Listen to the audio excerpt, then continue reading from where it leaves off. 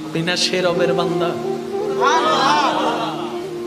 আপনার এত টেনশন কিসের? কেন ভাবছেন? একটু রবের দিকে চলে আসেন না, বাদশাহী আপনি করতে পারবেন। মনে রাখবেন, দুনিয়ার বাদশাহী করার জন্য সিংহাসনের দরকার হয়, রাজ সিংহাসনের দরকার হয়। যারা আল্লাহর প্রেমিক হয়ে, প্রিয় বান্দা সোয়ালিহীন হয়ে, ওলি আল্লাহ হয়ে, আল্লাহর বন্ধু হয়ে যায়, তাদের বাদশাহী করার জন্য কোনো সিংহাসনের প্রয়োজন হয় না। যেখানে কদম রাখে সেখানেই ওনারা বাদশাহিত্ব করতে পারে।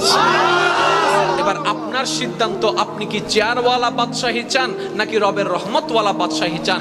যার যারটা শেষ বলার দরকার নাই ভাইয়েরা, নিজের মনকে বলুন, নিজের মনকে বুঝতেন। কারণ আপনি সবার সাথে বাটপারি করতে পারবেন, নিজের সাথে কখনো বাটপারি করতে পারবেন না। সবার সামনে আপনি হাসির মধ্যে, কান্নার মধ্যে হাসির অভিনয় করতে পারবেন, নিজের সাথে কখনো অভিনয় করতে পারবেন না।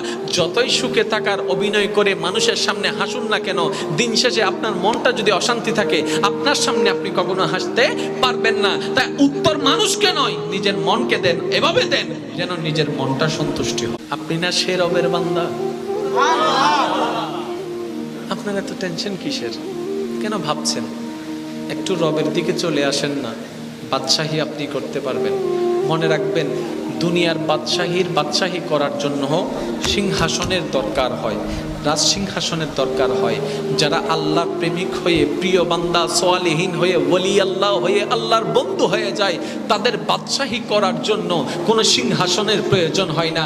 যেখানে কদম রাখে সেখানেই ওনারা বাদশাহিত্ব করতে পারে।